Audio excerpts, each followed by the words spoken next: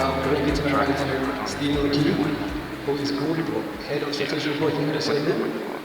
I have to his right Susan Head of Corporate Communications at Risk and Stephanie Wendy, Manager in Strategy Consulting at Grace. Just a shout out for this shared experience on the side of Resource International. So, point of this panel is to kind of segue from the building blocks function to talk a bit about how ESG is actually being implemented in actionized organizations. So, we focus on how we define and implement ESG strategy. We also talk about reporting and what goes into evaluating this work year over year. So, the first group we use a knowledge development and provide some factual examples and insights. To start off, I'd like to ask each of the sales words how you engage with ESG in your organization. Yeah, sorry. And nice to be here. We appreciate the invite. So, as head of strategic report at ESG, kind of falls to me. My colleague Tony used to lead. So now it falls if we think around leading the strategy as to what we do next, how that builds into the senior leadership team board, and then also get the specifics like the ESG report, which we just released the 2023 report last week. So that's available on our website as well, and it's free to public, so you can look at it, assess if any could be used in your organisation, and put forward a 5 to 10 year strategy, because ESG is not something that is necessarily short term, and there's a lot of thinking that needs to go into what it's like. We have the Paris Agreement, which is 2050, so you're talking a long way out. So how do you build the small steps to make sure that you get to where you need to be? So as you introduced me, I'm head of corporate applications at Grace Kennedy. So we are part of the ESG committee team. But interestingly enough, in my previous life, I was the CEO of Jamaica Environment Trust. So I'm bringing the communications aspect of my current role, marrying it with the sustainability aspect of my previous role. And that's where it intersects. And so instrumental in putting together the ESG report this year. But that's really where I fit in for ESG report. Thank you very much.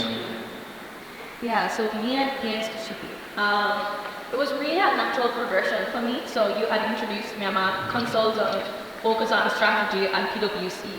And so, somebody had said it earlier, ESG is no longer a nice to have, it's no longer there was really a natural progression for me, being a strategy consultant, to really get at the forefront of ESG strategy. So at PwC, I'm actually part of the core team charged with bringing ESG to our market here. It was really just a very natural progression to get it to. Great, thank you. Good afternoon, everyone.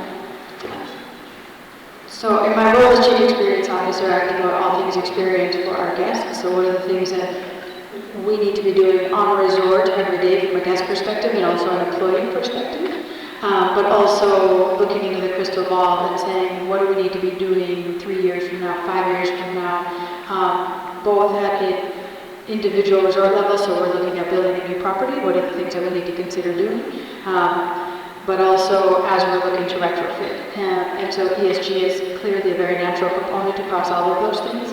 I think the interesting thing about ESG, it's owned by everyone and no one unless you're very intentional about it, because there's such diverse topics. And so we really took, I think, and we'll talk about the sandals journey a bit later, but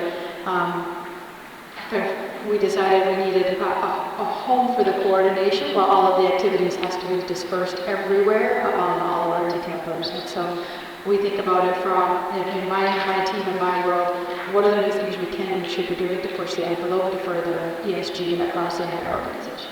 Great, thank you. So, based on defining the ESG journey and just sort of materiality assessment, people talk about that key started. So, can you tell us a bit about how you work with organizations implementing a solution to define those priorities to change the assessment? Sure, yeah. Very happy to, and it's really the perfect place to start because your materiality assessment and the outcome of it is really the foundation of your ESG journey.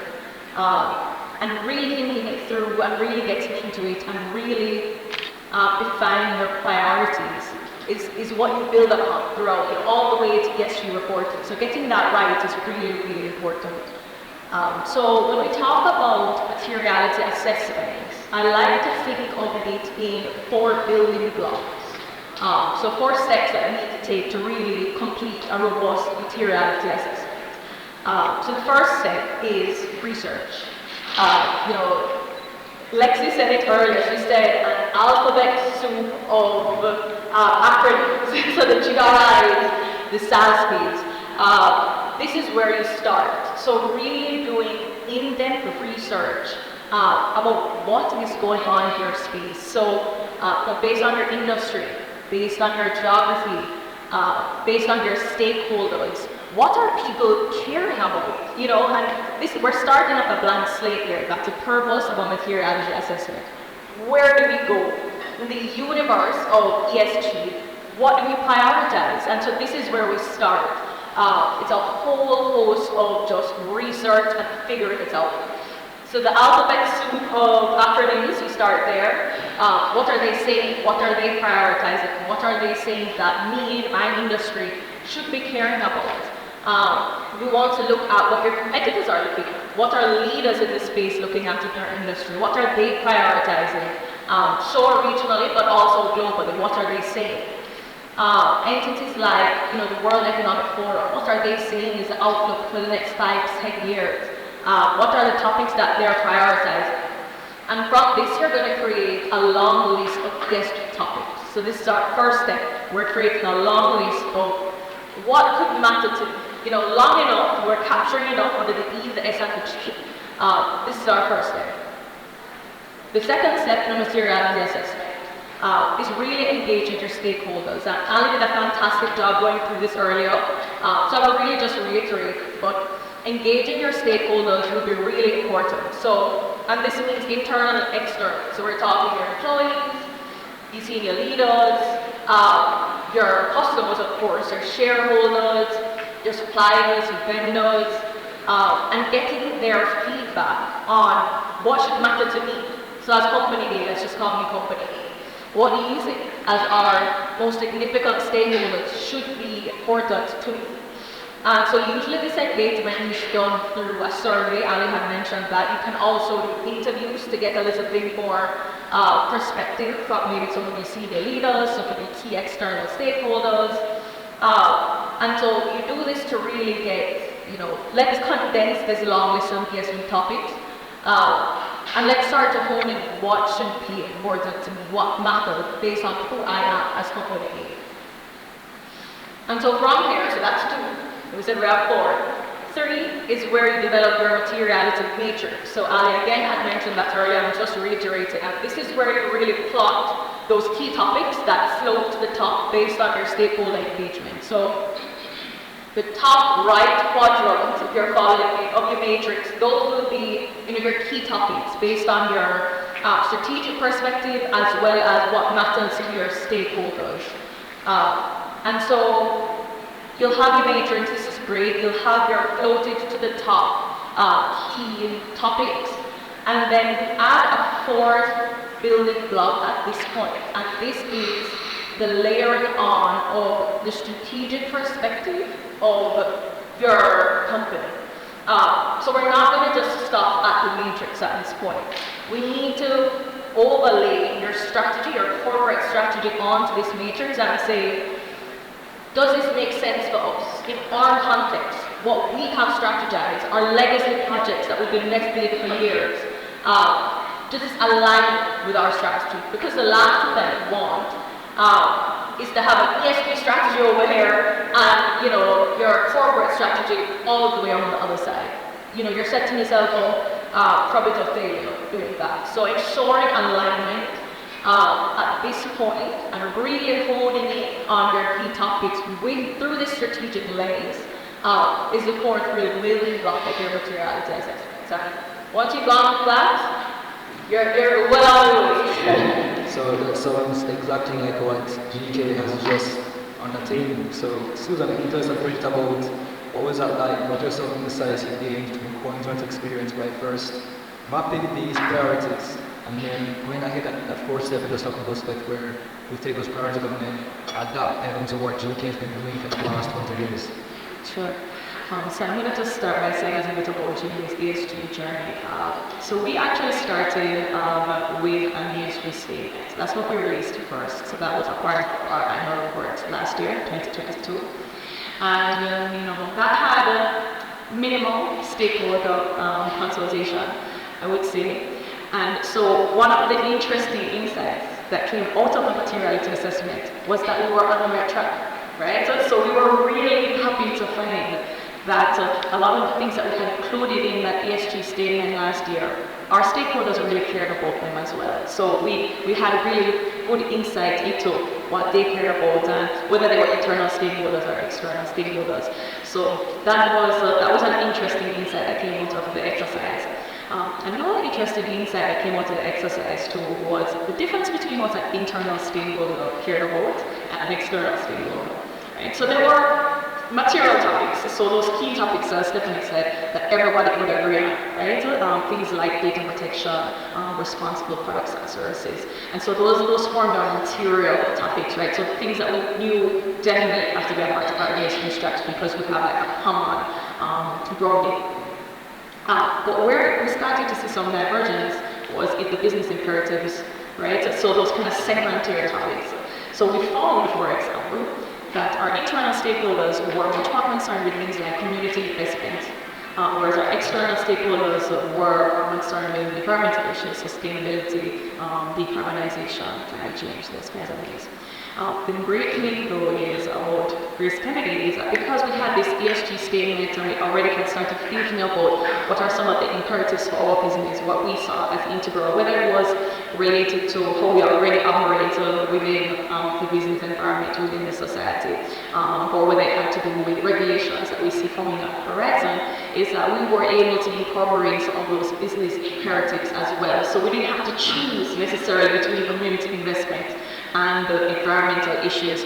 We were able to bring them all into align them with our ESG statement. So that was those were two of the great. Great. So obviously stakeholder input and feedback is crucial for the fine-tuning strategizing ESG.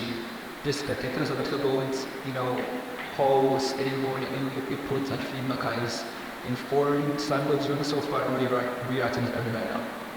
Sure. And I guess I have the extreme, I think, benefit and blessing similar to GK of sitting here and representing a brand that was ESG forward before ESG was a thing, so to say. So kind of company started Honorable Morgan Butch Stewart 41 years ago, extremely proud Jamaican and extremely aware of the sense of responsibility to community and to the natural assets that we all enjoy, both our guests and our communities for heretofore. And then our executive chairman now, Adam Stewart, founded the Sandals Foundation about 15 years ago. That is laser focused on all things ESG, in a sense. So their key pillars are education, communities, and environment. So very closely linked. Heidi Clark, if anyone knows her, she runs our foundation. She's an absolute powerhouse in terms of social impact in the communities. Thinking about stakeholders and partnerships, go back to your original question. The foundation itself is working in 8 countries right now, doing projects all with local partners and local communities to really ensure we're maximizing the impact through partnerships rather than building strong and big teams across every area. So anything from, in Curacao, we're partnering with a local community organization to take discarded fishing nets and make football goals, and building a whole youth empowerment program around football clubs. Here we're working, of course, with anything from the turtles on the North Coast to reading road trips. We bring our guests to communities to read to kids. We do Pack for Purpose, where we have our guests bring school supplies in. We do dentistry, building schools, etc. So the foundation works so so hard with the external stakeholders and the external community. So it's a very similar link to GK in terms of that ethos and that philosophy. We do go far beyond that. I think the foundation is fantastic, but Mitriciano mentioned early on, there's a PwC study, 80% finding good for business, and we are definitely in that 80% category. It is extremely important for everything we do to move ESG forward. So it's good for our internal stakeholders, our internal team morale, our internal team expectations, but it's very good for our external communities, community relations, and quite frankly, guest expectations. We are, say, for example, EarthCheck certified, so we talk about holding ourselves accountable to an external body rather than drinking our Kool-Aid and saying we're doing all the right things. We have to put our proof out there, so we have an independent international organization certify us every year. We're EarthCheck certified all of our resorts, and EarthCheck is an organization that looks at anything from composting to solar, LED lighting, wastewater, you name it, it's looking at it. So we're certified. 17 of our resorts are at that highest level of certification they can. Another area that we're really focused on is local economic empowerment through local sourcing. Adam Stewart is the chair of Linkages Committee, so we are very much pushing the envelope and helping to build through partnerships local suppliers. So in Jamaica, for example, 90% of our agriculture is locally harvested and produced. So that's 5.4 million pounds of produce a year. And so 290,000 dozen eggs per year, locally sourced. I had to check that number, like, is that right? That's right. So we're doing kind of a whole host of things around the range. I'd say the best example for last, on the social side and the community expectations, 95% of our team members grew up and reside in the communities and where we operate in. So building capacity among our team members and their families is really important. So we have a corporate university. More than 16,000 have been gone through a training graduation program. And more than 12,000 are still in that certification, taking online coursework, etc. Our chairman, executive chairman likes to say, someone can come in not necessarily knowing how to read, write, come out with a college degree. So we have unlimited free coursework through the foundation, or through the corporate university.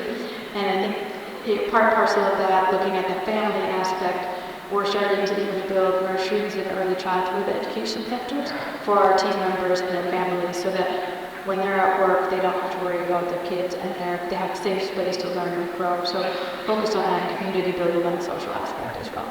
When you say it sounds like you're well along the way in the journey, that's incredible. I'd like to ask you, Stephen, to further about what David was saying, the stakeholders feeding back into improve the strategy. But to have that strategy, how do we go about implementing it across a diversity of teams and geographies? So I think it's really important that Ben emphasized in your company that you get a critical partner. So get your senior leadership team, be that your CPO or CFO or CTO, and a board member completely on board. That's the first, because when we go to the strategy, you need that support and they need to understand it. So what you might find yourself having to do is teach them about ESG.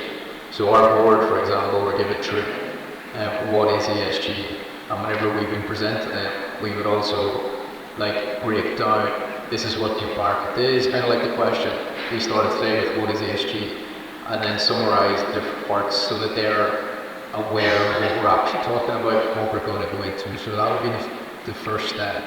Once you have that, they can then assist in sort of helping, because we have 26 markets, and 26 different cultures, a lot, over 5,000 staff, some of the languages. Yeah, so you need, when you have a group like that, you need a group to drive a lot of the strategy. So it's really important to have you. So that was the first thing that we did. Our chairman sponsored the ESG, so he was completely behind it. And we've been, not to reiterate what the guys have said, but we've been living in ESG for a while. Our first foundation was set up 20 years ago. So it's formed a fundamental part of the strategy, so he's completely on board, we got our CEO on board. And then it's important to pick the right members of your team. So we talked about this earlier, where you may need multiple people to build on, like we talked about the alphabet soon, you may need a more technical person that deals with standards, which would probably be me. So I have a finance background, so reading standards and stuff makes sense, and we talked about SPLNets too, etc. So they're coming in. So you have that technical person, but then you also have the softer side. So thankfully my colleague Antonia sits on the board of one of our foundations. She's completely aware of what's going on from a foundation aspect, and she's actually become so status with when you have a group communication team, a lot of it is centralized, so you have a lot of people feeding in what they're doing in different markets to get the message out, a single message that comes out. So the two of us together, it's kind of like the synergy where the technical plus that software communication style makes it easier, and then it's really about educating people. So training them, bringing them through, and then breaking down the more complex aspects into simpler, digestible. Like nobody wants to go in GRI maybe 60 pages. You don't want to hand 60 pages to a board and go, yeah, I think we should do this. You need to break it down into simple, here's what we're going to focus on first. You don't need to take the whole world on. So you don't need to do, we do 3 different standards, but when we do the UN SDGs, for example, we only look at 2 of them. The ones that matter to us. So education, fundamentally important, that's go to 4. We've built 198 schools in Haiti and educated 85,000 kids. And so that hasn't worked for us, so then we picked that out. And we ignore goals 1, 2, and 3 because they're not as relevant at the minute. So defining priorities is very important. Defining priorities, and then that also goes into your strategy. So one of our strategies is to educate. Coming here today, drove up from the office at the waterfront, and I passed 2 foundation schools, one for music and one for special needs. And that gives a good sense of purpose then to the staff. When they see that, they understand that, okay, this is the good that we're doing. Tomorrow we're actually going to have we're giving environmental grants through the Jamaica Foundation for different projects. So that's being launched tomorrow. We're having a thing at the head office to do that. So it's really important just to get everyone on the same page and then voice it out. So not to greenwash it, but to let people know what you're doing through either recording or internal memos. Invite them to the meetings that you want to celebrate and let them share in what you're doing as well. I think that's very important. That's a really great point because, in business, you kind of want to talk about it. You don't want to sound like you're top of the whole shoulder brain. So, first for you, this is how do you actually, find that balance between being open and disclosure about what you're doing with others, not greenwashing and not being too braggy about it. So how do you find that balance?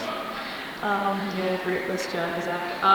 Well, it's challenging, I would say, but the key to all of this is disclosure, right? ESG is about disclosure. It's about telling your customers, your investors, how you're performing, just in the same way that you tell them how your business is performing, your profits, your revenues. So we're integrating it into that framework, right? So that kind of annual reporting, making sure that we're delivering on our promises as well, right? But it's also not just about saying, hey, look at me, we're so great. It's also about encouraging other businesses to do well, right? It's about being a good example for the business community for us at Grace Kennedy. Where we really are, we're honored to be a part of the pioneers in this space, not only Jamaica but in the Caribbean. So that's kind of the angle that we're taking it to, sorry to sound too PR, but sometimes I have to put on one hand and the other, so it's like becoming confusing, but it really is a great intersection in the communications department. All of this information coming from across the group, what everybody is doing, distilling that and report on it and disclosing it. I think people know already. It's very important, and so talk a bit about defining strategy. What are some next steps that you can take? One strategy defined for example, digital engineering and standards. With your experience with clients, how do those next steps really pan out? Yeah, alright. So Next steps would include really designing where you want to go with these topics. So now we have our topics that we got down to that fantastic material exercise. Where do we go? So from the topics, you want to break it down. First, actually, let me step back. Like we've spoken about this a few times, but it was a fantastic point. You need to create a repository, first of all, of what you're already doing. I think it was Dominic that mentioned it. A lot of the time, you have these initiatives that you've been doing, but they're not quite pulled together under this specific umbrella. So really building out our repository, taking stock of what are we already doing, because we probably already have some initiatives that are legacy investments. So starting there is really important. And then really align those to the topics that you've said are fundamental. Jessica gave some really great examples about how Sandals has already integrated these sorts of topics into their operations. But I'll get into what we call no regrets initiatives that we think is a great place to start. Because, for GK, for Sandals, the initiatives that you move forward with are going to be really different depending on your priorities, the industry, the size, the geography. But I'll give two no regrets initiatives that I think across the board, regardless of the industry, regardless of the size, are really key to start with to get everything wet. So first of all, I think it was mentioned already, but upskilling. So really building out your team, really building out the competencies needed to house ESG within your organization. So whether that's recruiting externally, whether that's upskilling somebody internally, identifying somebody who is going to own ESG. And I think it was Jessica that said it, but it's gonna cut across your entire organization. It's gonna cut across all of your departments. So really identifying your champions within the organization who are gonna own this, who are gonna drive this, is really important. Another initiative I would say, which is a great first step into really integrating into your operations, is doing a baseline activity of your greenhouse gas emissions, scope 1 and 2. And I know that sounds scary, it's not. A lot of the data already exists, you already have it, which doesn't even realize. But the truth of the matter is, no matter where you land in terms of your priority topics, your material topics, climate change is affecting everybody, it's affecting all industries, and everybody has a part to play, regardless of what industry you're functioning, or wherever you are located globally. So doing that initial assessment, baseline where you are right here, right now, with your scope 1, scope 2 emissions, will put you in a really great place to benchmark where you are now, put you in a place to read further initiatives about, okay, how are we going to move towards net zero perhaps? What are we going to integrate into our operations based on this baseline? So regardless of who you are, where you are, which company, which industry, these are really fundamental steps, I would say, to start with. That sounds good. So it sounds like something that would come from internally. So the organization decides where to start with these priorities. For someone like organization like Sandoz, they have a lot of customization needs. A lot of people are coming to you and they're voicing their concerns. How does consumer inform Sandoz approach to ESG? Like what are their demands for this sustainability? It's interesting and it's ever evolving. Before I answer that, I want to just compliment Susan on your response. It actually really resonated with me because we go through that same question about you don't want to brag, but you also do want to inform and educate. And when you said, almost the way you didn't use this word, but there's some element of serving as a role model. And I think the question was raised earlier, how do small businesses start to engage? And if no one talks about what they're doing, it feels insurmountable for everyone. So I love that response. Thank you for sharing your thoughts on that. And some of it is really cool, exciting stuff. Like our highest rated experience in Jamaica is going to do the turnover list. And it's simple, it gets them engaged, it gets them understanding, but they absolutely love it. So it's bringing them into some of the community activities to understand and help them go home as advocates, which is great. But then it's also in their safe consumable activities within a resort. They don't want to see single-use plastics if they can prevent it anymore. They don't necessarily need, everyone goes to a hotel and it used to be always those little bottles of shampoo, conditioner. People prefer to see it in the shower now because it is good for the environment, it's more convenient, it's more friendly. So how do we transition over to that? And then there's the big box items that we look at. Guests are very happy if we have a much lower carbon footprint, but that does require retrofitting some of the air conditioning units or the energy activities, things like that. So investing in solar helps us to meet that guest expectation without impairing the experience. One cool thing that we have coming this year, and really excited about it, is with one of the local coffee producers, we're going to compostable pots for coffee. So small, simple things, but they have a big impact. Thank you. So if that's on one end of the stakeholder spectrum, talking about consumers and the end users, on the other end, talking about investors and the access to capital, how does ESG strategy inform and affect how you relate to investors? So I think now it's expected. You can't speak to any sort of, if you're looking at any sort of funding, you can't speak to anybody without some sort of ESG strategy. When you've gone through a restructure, they asked for the ESG report, so they expect it. Someone else earlier asked about funding stuff. You're now seeing ESG funds, so ESG companies, you're seeing green bonds. So we're in telecoms, obviously. Verizon have $1 billion green bond. They've done that a few times now, and that's to progress green infrastructure, so your solar, running your network, etc. Because it's very energy intensive on that front, so it's expected. And there is an element of, so we're a private company, and we're not obligated necessarily to release a lot of this information, but it benefits us to do that to a certain extent. So we need to look at that transparency. How do we make it easier for investors to access this information? Because we have it internally, we just haven't got it out there. And what that involves in is also talking to a lot of the larger funds. So we find ourselves, we're large enough that they generally come to us because we're getting graded.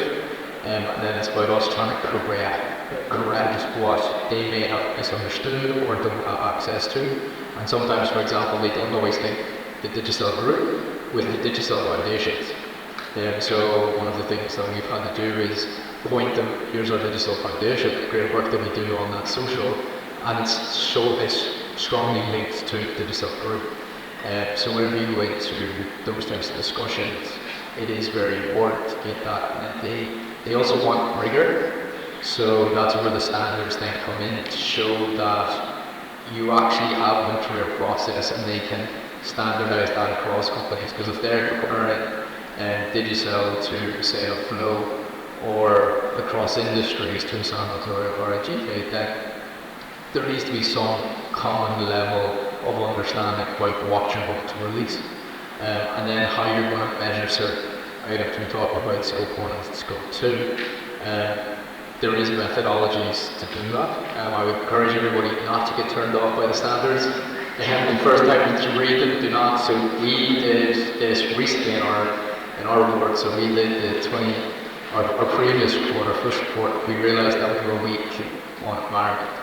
You'll find that investors focus on certain aspects that are topical as well. So climate change and emissions is quite topical at the moment. So we realised we were weak on environment.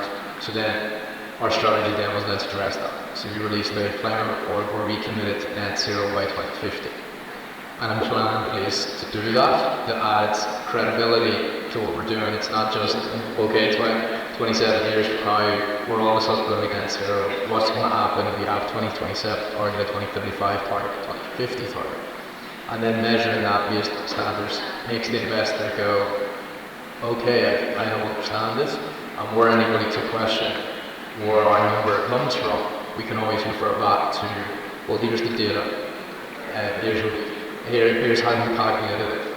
And then you may find that sometimes it can be hard to get information for the Caribbean, so you may need to leverage the US So for example, when you're doing your scope 1 and your scope 2, we find it actually very hard to get, we're in 26 markets, so we can't go, we have having to go to 26 different markets, try and discover, okay, what are we going to use for these factors? And then every factors everyone is different, and you're relying a certain extent on other stakeholders, so it's not just with digital, it's Kyrie region, so we source electricity from JPS. What are JPS doing? If they're going solar, it's better for us because then our emission reduced because we're the ones using that electric. Also, you have to then look at your strategy from an emission perspective, but also from a practical perspective. So one of our goals is ubiquitous network coverage. We want to cover as much as possible. But if you have people in rural areas, it may be incredibly expensive and incredibly energy intensive to supply a mobile network to them if you have to give fuel up to a mountain to fuel a generator. So it's how does that balance across the strategy? And I think investors care about that. So they want to know, okay, how are you going to meet your strategy? What does that mean in the long term? And it's about transparency as well, so it's not just saying, okay, our emissions are going to come down, but how you want to do it. So communicating a plan to do that is very important, and they are becoming more conscious. And you can't necessarily go to zero either. It's not realistic for us, for example, to go to zero, but then we have to neutralize an impact. So if you open a Google report, so we've talked about research, we did the research, we looked at competitors, we looked at T-Mobile, Verizon, AT&T, we also looked at the Googles, the Apples, because they're the leaders, they're market leaders. And we found that a lot of the stuff that they're doing we could also do, and we can leverage that and then drive our emissions down, because you'll find that the Apples and the Googles are at the forefront of technology. Okay, what bids are going to feed down to us in emerging markets that they're going to leverage, and they also offset a lot being buying carbon credits. So you don't always need to go, oh, Google's net zero. Google has been claiming net zero for 8 years, and they are, but they buy low carbon credits, so which offsets. So you can't go to zero. So how are you going to do that? We talked about planted trees. So planted 10 trees isn't necessarily going to make a difference, but maybe greenwashing is good as one and foremost of your marketing. But you need those strategies as to how am I going to get back? Is it that we have solar, and for example, we have a tower say we put a tower up in the middle of Jamaica, we run it off solar, and there's more solar produced than the tower needs. Can we give that back to the community? That's a win-win. So then you're looking at strategies like that. Investors love that type of stuff. It's good for the brand, it's good for returns, it's good for business. Definitely. So we're now transparency, being strategic, disclosing where these are all things that are very important while building an ESG program and strategy. GK has, gone on another level with the release of their first ESG reports. How has it been, understanding the landscape? What has gone into taking that level up? And talk to me about what does it look like? Well, first we're at the beginning, right? We're really at the beginning of our ESG trend, and we have some way to go. But what has been really, so we established our committee, we released our statement, and now we released our report. But no, the hard part starts, right? We're integrating it into our business. And that can look different depending on which part of GK you're looking at, right? And so we have our financial room and our foods team as well, our food division. So we have these 5 focus areas. We have one of those adhering to the high standard of integrity, which I see as a corporate governance stream. We have a stream that relates to promoting a respectful and diverse workplace, for example. We have products and services, another stream that's focused on that, our environmental sustainability stream. And then we have a work stream dedicated to community investment. So we're integrating through those work streams all into the group. And, we'll be drawing on, different members from different parts of our business because it's really essential. Yes, you need board buy-in, but you also need the buy-in of the team that you're working on the ground that's actually going to be implementing and integrating this into their operations, their processes, the things that they do every day, their decision making as well. That's really key. And there's also the engagement of stakeholders. So, yes, this is our first report, but there will be other reports that will come, and we need to be agile. We need to be constantly reaching out to our stakeholders. We need to be telling them what we're doing, but we also want to hear from them if what we're doing still is what matters mostly to them, right? So there's a whole journey that we are on, and we're really, really excited about it. But we have to establish a really, especially with a business as large as GK and operating in all the areas that we're operating in, geographies as well. It's really about ensuring that those processes are in place and rolling it out, and ensuring that you have the right tools as well to measure things like your scope 1 and scope 2 emissions, but also lots of other things like how you engage with your employees.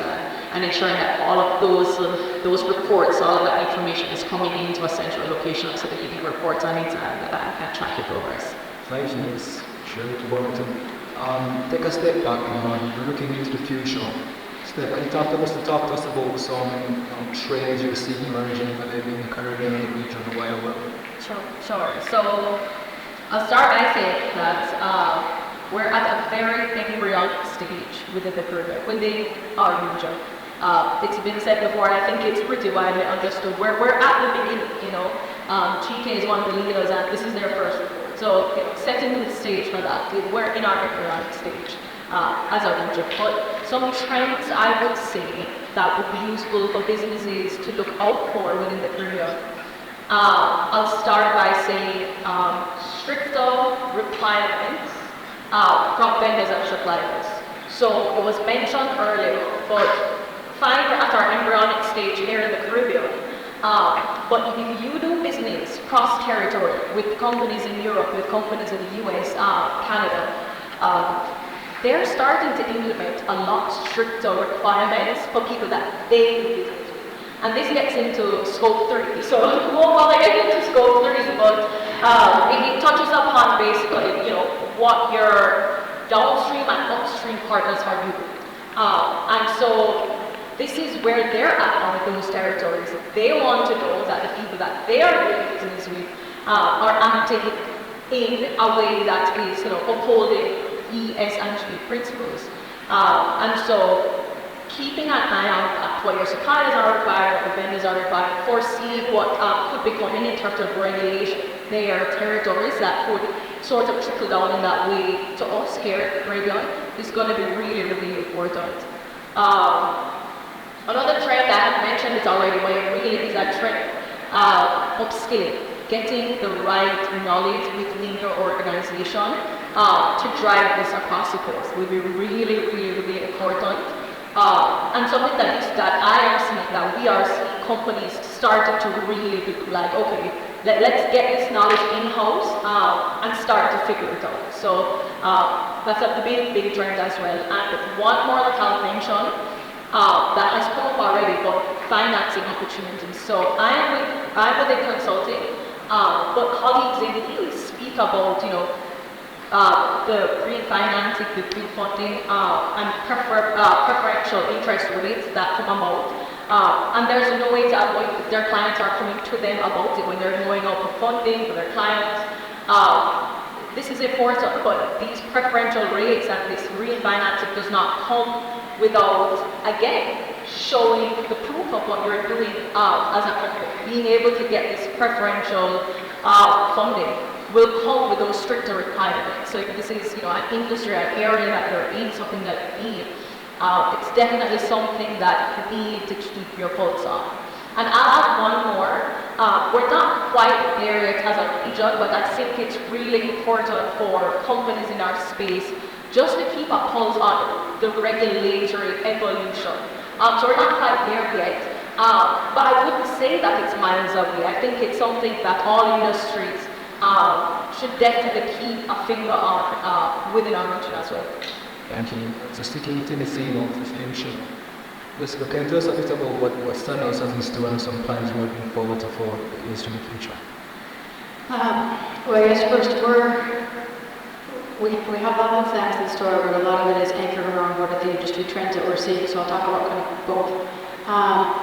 From a tourism hospitality perspective, in this region specifically, climate is huge, and climate change is a massive risk. You know, you think about risk, you think about opportunities. I don't think there's anyone in this room who doesn't realize beach erosion is very real and very painful, and reefs are being destroyed. So climate protection is very important to us. We think about it along kind of 4 key lenses that we focus on and we will continue to double down on. One is restoration. So helping restore precious assets that have been damaged. How do we think about it and do that? 2, protection. How do we prevent future damage? How do we preserve what is here for generations? 3, unfortunate reality, adaptation. Climate change is here. Anyone who went swimming in the sea this summer probably was disturbed by the temperature, because I know I was. But adaptation in some cases, and so how do we change our experiences if and as needed? And then, 4, resilience. ESG is all about resilience in some ways, but how do we make sure that our resorts, our facilities, our infrastructure, our experience are resilient to some of the climate change impacts? So that's one of the key areas that we see continuing to focus on. The second, I think, within our industry and in the region, social strengthening is huge, and I think will continue to be. Tourism writ large is a very large employer in the region, and in the Caribbean we're very tourism dependent. But it also then gives us the opportunity to really hone and lead in the upskilling that we've talked about, the strengthening of the communities, whether that's doing community engagement and clubs and activities and safe spaces and zones, whether that's partnering between the industry and the public sector on reduction of climate and protection of our communities, things like that. So social areas are things that we're continuing to focus on and will amplify. I think one of the areas that we're definitely going to focus on, which GK is also there, is reporting. I do think reporting is becoming more mainstream. I totally agree with Stephanie. I don't think we're very far away from regulation. And best to be ahead of it than on the back foot to it. And so working through the frameworks and the reporting and really that infrastructure to make sure that there's data integrity around that monitoring is really important. And striking that balance between being able to monitor and not stop business efficiency at the same time is that important balance we strike. But I firmly believe and see that reporting will be more mainstream, and regulation and partnership between the public and the private sector will be critical for ESG moving forward, and certainly for us. Then thank you for seeing your writings on those things, and I want to look forward to our plans for in the discussion. Anything else you want to say this time? I just wanted, what I wrote down was accountability. That was the word that I wrote down. Because if it really is about, ESG is about we all have a part to play, right? Whether it's the E, the S, or the G, right? But it's about not only our stakeholders holding us accountable, but us holding ourselves accountable as businesses, for playing that part in, improving the quality of life of our communities, improving sustainability, for our environment as well. So accountability, that's what I wrote about, and that's what it's all about. Good. So, I'd like to thank you all for joining us. If you want to get in touch with any of these panelists, please feel free to reach out to the CorpCare team and put you in touch. At this time, I want to look forward to any questions. Well, one is, Suzanne, you said that you started your ESG journey with actually creating a statement. What were those inputs that you used? Because it's fascinating that it aligns with your materiality assessment. So what were the inputs you used to create that statement? Okay, so if you take a look at our ESG reports, you'll see that our ESG journey, although it might not be called our ESG journey, is a very long one. It actually stretches all the way back to 1922. Because Grace Kennedy has been founded on principles of honesty, integrity, and trust. I'm sure anybody who's a Jamaican, you know about HIT, right? And of course upon our ethos of we care mantra. And so we look back at our history, that's, all the things that we were already doing, the things that that made Grace Kennedy who we are, the things that matter to us, and that's how we started the ESG statement aspect of our journey. But I mean, our journey started way before that. We just didn't call it ESG, right? And it's really been a learning process, I think, for everyone at our company. And just discovering all these things. Oh wait, that's ESG. That's ESG. Yeah, so you follow. So it really was about kind of honing in on what we've already been doing and ensuring that there was an alignment between, what our ESG goals and our focus areas were and what our business strategy is as well. And my second question is, from a reporting perspective, I don't know if Stephanie can help me here, what is best practice? Do we just include ESG in our annual report, or do we do a standalone report? What drives either decision?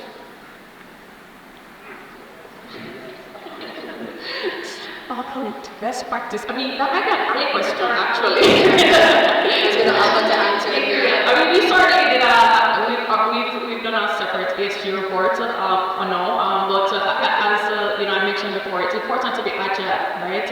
And so it's an ever-evolving space. So right now, we're dealing with it in a separate way in terms of reporting, but I can see a future for Grace Kennedy, and because we're already seeing it in some of our international markets, where the ESG reporting is increasingly integrated into annual financial reporting. I think it's our foods business in the UK.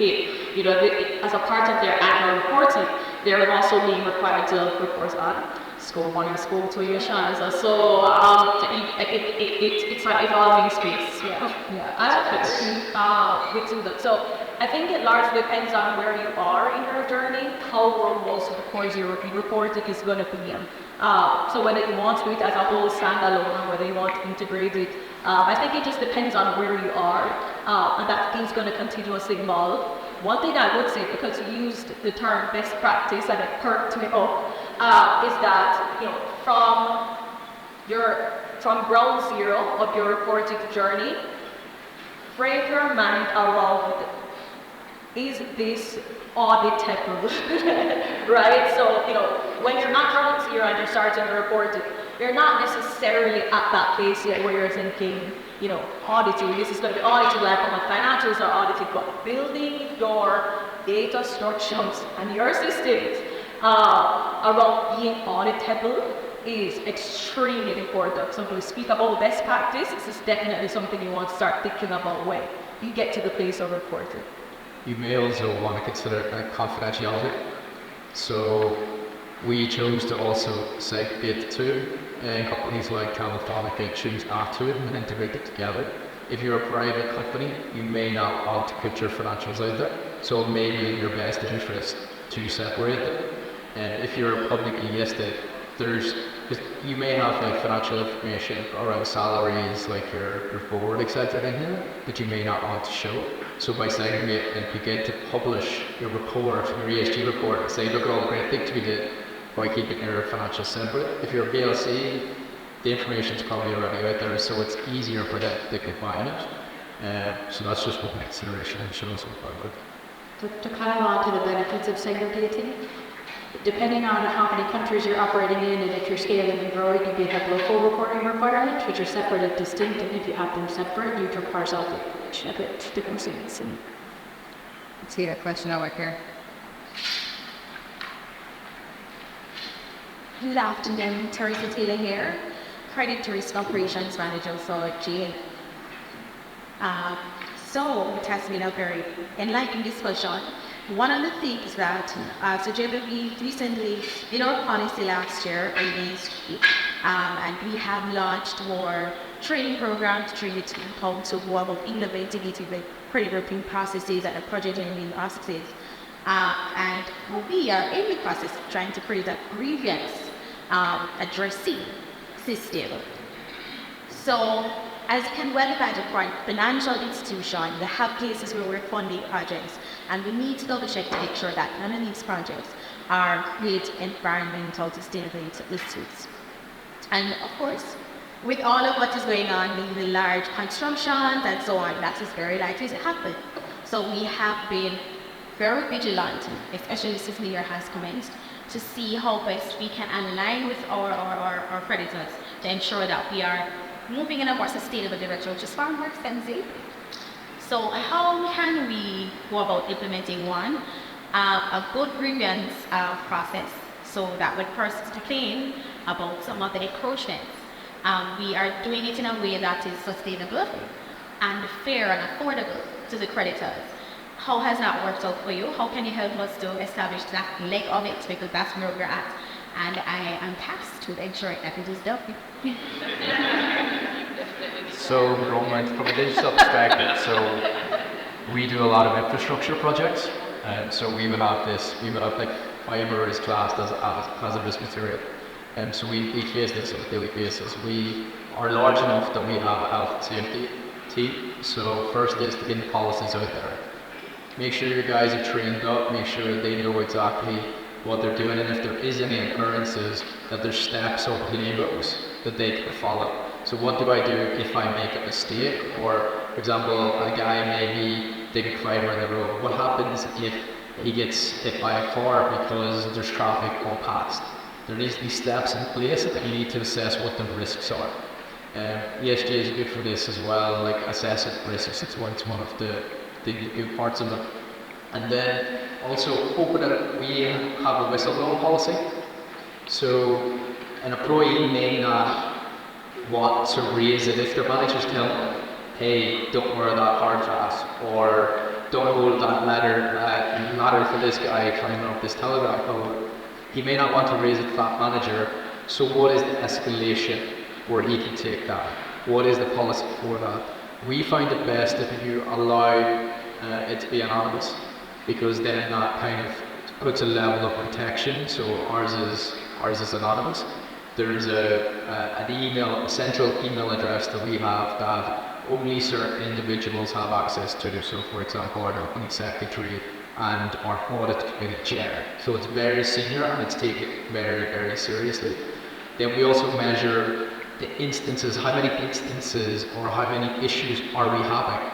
So then you can pinpoint, is it one particular team, or is it across the board where wider training may be needed? So someone will monitor that. And is it one specific manager, which is all of a sudden all of these issues, maybe that person either needs disciplined or they need retrained. And then having someone who's keeping up to date with new regulations. So ESG is new, so it's evolving. And there's new regulations coming in all the time about what you can and can't do. So we're keeping track of those. And when it does come out, how are you updating your policies to reflect that? So is your policy from like 2000 or is it a 2022 policy? Is a factor in everything in? No, I'm just giving an example of if it is really old, it probably needs to be updated. And then who's reviewing that? So is there a review process that's gone through that, or maybe it goes through from your manager, it's approved. If it's important enough, then it's approved by your CEO or your board. That would be fine. I think one of the benefits that you have in the financial institution space, as Mr. Webby pointed out earlier, it is going to become a mandate, right? So you as a financial institution can serve as a natural deterrent by educating all of your customers in advance of this policy and of this approach, that if there are grievances, if there are infractions, what's going to happen, what are the consequences. By that proactive. Good afternoon. My name is Dainty Barrett-Smith. I'm from Jamaica Social Investment Fund. I just wanted to respond to the query you raised. That is a situation we see often, and because we work with large multilaterals, we have an existing grievance redress mechanism in place. What we can explore is the international accountability mechanism, they have structures in place. And what we have found, I think Jessica mentioned earlier, is when we alert the beneficiaries, we go in the communities and advise them of all the avenues that can be used to lodge grievances. You have to use the stakeholders. They shouldn't have to call a specific person to report a grievance. They should be able to call the front desk. They should be able to speak to their member of parliament, the SDC. The GRM works if they can lodge a complaint via any means necessary. The more grievances you have, the more you know that it is actually working. Another thing is that the contractors, the consultants, all stakeholders must be on board, and sometimes the breaches happen because they are not provided by guidelines sometimes. So it's important that you advise all parties of what the requirements are. They're included in the contract documents. That's it. These are the guidelines. This is what's required. If there are breaches, this is the sanction. And I know it may be difficult from a financial standpoint, but if you're really talking about safeguarding your beneficiaries, then we have to have the start to implement it. Thank you. We have time for one more. No? Okay, thank you guys so much for joining us, and I'd like to open up the coffee break. Yes.